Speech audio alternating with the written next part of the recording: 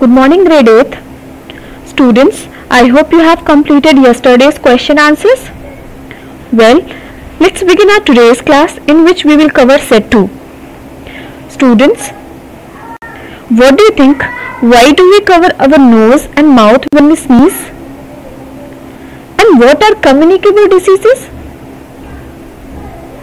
Well, students, we cover our nose and mouth when we sneeze so that germs do not spread in the air and infect others. Class, diseases that can spread from one person to another are called communicable diseases. So students, in today's class, we will be able to explain the ways in which communicable diseases are transmitted. Now, copy the below given table into your notebook.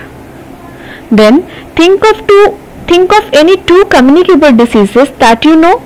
Fill in the table with their names, symptoms and how they are caused. Then read the section communicable diseases from the Exceed content book. Pause this video, complete this work and then come back for our today's discussion. Well, I hope you have completed your activity. So let's begin our today's discussion. Students, after each question you will pause your video and you will write down your question's answer in your notebook. So let's begin it.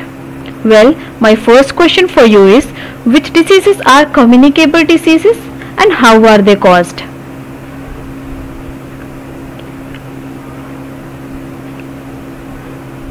Well, diseases such as common cold, flu, filariasis, ringworm are communicable diseases.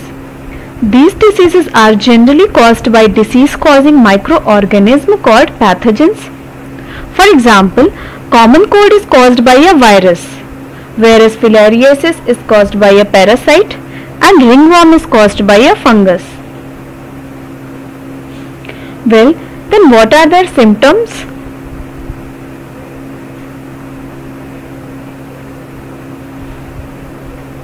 Students, in common cold, we suffer from a runny nose, sneezing and headache, as you can see in the first three pictures. In skin infections like ringworm, small circular patches of infection develop on the feet or scalp. And fifth picture, in the early stage of infection, the patient complains of fever, chills, headaches.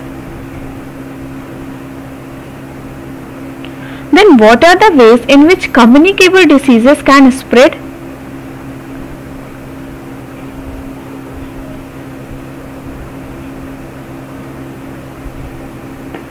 Well, communicable diseases spread through contaminated air, water and food. When an infected person sneezes, he or she releases pathogens that mix with the air and contaminate it. Similarly, if we consume contaminated food or water, we can get infected. They can also be transmitted through animal bites. They are also transmitted by touching infected surfaces or objects.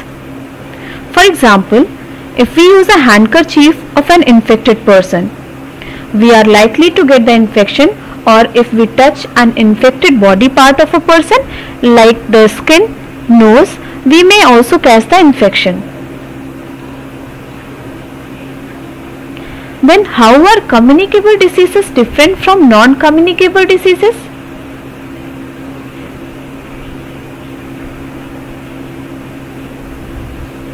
Well, unlike communicable diseases, non-communicable diseases cannot be transmitted from an infected person to a healthy person through any means. Then our last question, students. What happens when a particular disease spreads to a large number of people? Do you know of any such disease? Well, a disease becomes an epidemic when it spreads rapidly and infects a large population. Students, this type of infection spreads in a short interval of time. For example, this time COVID-19 has become an epidemic. It's a viral disease that spreads rapidly in a large population because it is easily transmitted. Well, this was our today's topic. Hereafter you will complete S2, then 4 to 6 from PQs and 2, 3 from AQs. I hope this video was helpful to you. Thank you. Have a good day.